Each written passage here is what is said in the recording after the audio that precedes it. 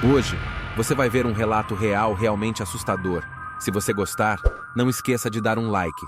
Se inscreva para ouvir outros relatos como este e compartilhe o vídeo com um amigo que gosta do sobrenatural. Apague as luzes e vamos sentir medo.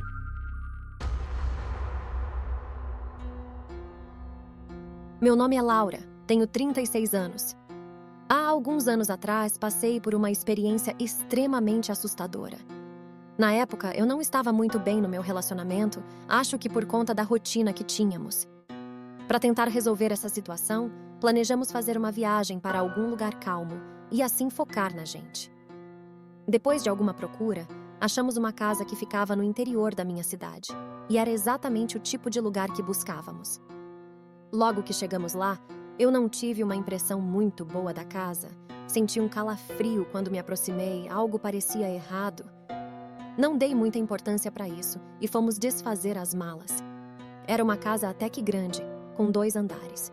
O de baixo ficava a sala, cozinha, banheiro e um corredor meio comprido que pegava todo o primeiro andar. No de cima, tinham 3 quartos e um banheiro, além do corredor que ligava todos os cômodos no andar. Acabamos de arrumar as malas quando já estava começando a escurecer e ainda tínhamos que ir até um mercadinho que ficava a alguns quilômetros para comprar o que a gente precisaria para ficar aqueles dias. Fomos e voltamos bem rápido de carro, mas não antes do céu escurecer completamente. Se a minha impressão da casa, enquanto ainda estava claro, não foi muito boa, de noite foi pior ainda. Eu tive uma sensação realmente estranha quando olhei para aquelas janelas com as luzes ainda apagadas. Mais tarde, enquanto preparávamos a janta, uma chuva não muito forte começou a cair, fazendo com que aquele som das gotas batendo na janela deixassem o clima ainda mais sinistro. Enquanto comíamos, a chuva se intensificou um pouco, passando a acontecer relâmpagos e trovões, deixando um clima ainda mais sinistro. Meu marido, Diogo, percebeu que eu estava ficando um pouco assustada e deu a ideia de acendermos a lareira e ficar conversando para tentar me acalmar. Conforme a noite ia passando, alguns eventos estranhos começaram a acontecer. Entre o som da chuva batendo na janela e o da madeira da lareira estalando, um som estranho de passos lentos começou a vir do corredor, como se alguém estivesse vindo espreitando. Nesse momento, eu já sentia meu corpo todo arrepiado. Nós dois estávamos ouvindo aqueles passos e ficamos olhando naquela direção apreensivos, imaginando o que estava por vir, mas mesmo ouvindo claramente aqueles passos se aproximando, ninguém apareceu. Ficamos sem entender de onde vinha aquilo e eu achei melhor a gente deitar para dormir, e assim fizemos. Foi uma noite fria, mas tirando aqueles passos misteriosos no corredor, nada de estranho aconteceu pro resto da noite. Na segunda noite, as coisas pioraram. A chuva não parava de cair, acompanhada dos trovões, e com isso, deixava todo um clima sinistro no ar. Novamente, aquelas manifestações macabras começaram a acontecer na hora do jantar. Enquanto estávamos preparando, as luzes da casa começaram a piscar intermitentemente, e deixando a impressão horrível de algo estar esperando aquelas luzes apagarem por completo para se revelar. Estávamos na mesa de jantar na sala, conversando sobre como aquela situação estava assustadora. Mas foi nesse momento que o terror de verdade começou.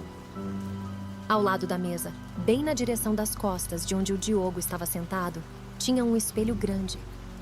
Entre uma garfada e outra, reparei de canto de olho no espelho, uma sombra que estava em pé a mais ou menos 1 metro das minhas costas, bem na frente da entrada do corredor.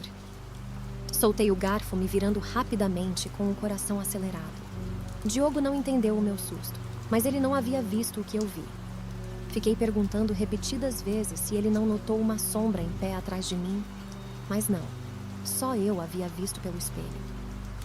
Depois de me acalmar, terminamos de tirar os pratos, lavamos a louça e nos deitamos para dormir.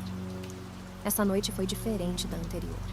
Eu não parava de ouvir algumas manifestações estranhas no corredor, passos pesados que iam e vinham, a porta do quarto do lado rangendo o tempo todo, de maneira bem suspeita. Não consegui dormir bem, me sentia vigiada o tempo todo, e eu não podia estar mais certa quanto a isso. A próxima noite foi a gota d'água. e a última que passamos naquela casa. Assim como as outras, a chuva não dava uma trégua. Era a terceira noite seguida de chuva. Do mesmo jeito que aconteceu nas outras noites, coisas realmente estranhas começaram a acontecer na hora em que estávamos comendo. E para falar a verdade, eu já estava esperando por isso. Eu preferi não sentar de frente para o espelho, pedi para o Diogo sentar onde eu estava na noite anterior, e eu fiquei no lugar onde ele estava. Enquanto comíamos, eu não parava de sentir que algo estava olhando enquanto nós estávamos jantando. Eu cheguei a falar o que eu estava sentindo, e ele me disse que também estava sentindo o mesmo. De certa forma, isso me deixou ainda mais nervosa. Se nós dois estávamos sentindo o mesmo, provavelmente era porque tinha alguém de verdade. A janta era acompanhada de arrepios constantes, e em um momento, enquanto eu abaixei rapidamente a cabeça e voltei a olhar para frente, ele estava com uma cara de assustado olhando para o espelho atrás de mim. Em um impulso rápido, me virei para trás já olhando para o tal espelho, mas não tinha nada, nem atrás de mim e nem no reflexo. Quando me virei novamente para perguntar o que ele estava vendo, tomei um susto. Aquela sombra sinistra estava em pé atrás dele, na entrada do corredor, como se estivesse vigiando a gente.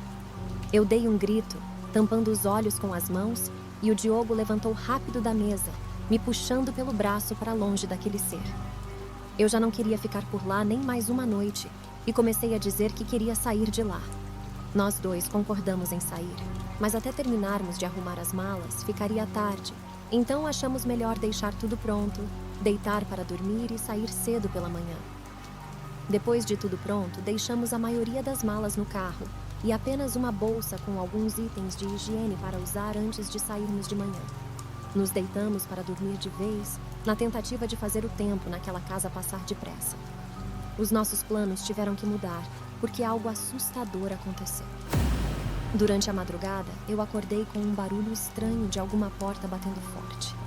Me sentei na cama assustada, fiquei olhando na direção da porta do quarto, tentando escutar se mais algum som daquele acontecia. Como nada aconteceu, voltei a me deitar, mas o Diogo acabou acordando com o meu susto e aproveitou para ir até o banheiro antes de voltar a dormir. Eu fechei os olhos, mas alguns segundos depois, ouvi um som da porta do quarto abrindo lentamente. Eu nem me preocupei. Na minha cabeça, era apenas o Diogo voltando do banheiro, mas acabei olhando naquela direção não intencionalmente.